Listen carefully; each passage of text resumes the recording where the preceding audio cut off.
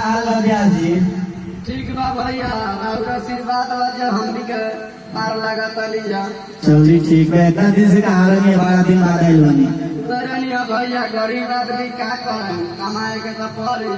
अच्छा अच्छा, कैसे कैसे याद आ गई नहीं हम? ना हम अपना सोचतानी कि जैसे भी वहाँ पहुँची के जा रहुआ लगा। अच्छा, रिकॉर्डिंग करावे। जी चलिए, कौन गाना और सिर्फ सुनो। हाँ बड़ा दूर से आइल बनी ना।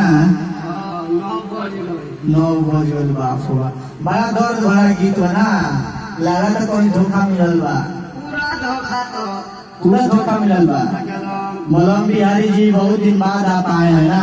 जी आई मुखरा तेन सुना अपना गाना के।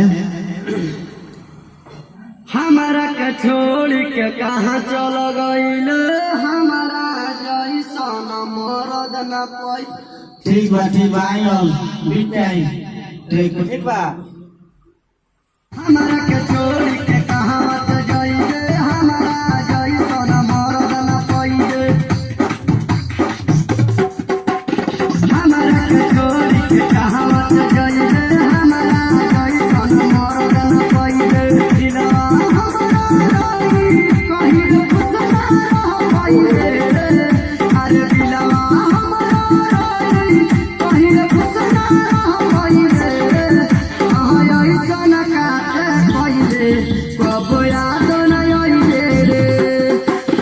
ऐसन काटे पहिले कब याद न आइले रे। छोड़े छाड़ के करत लई कुछ सही, गौआ के गाम के हंसी हंसी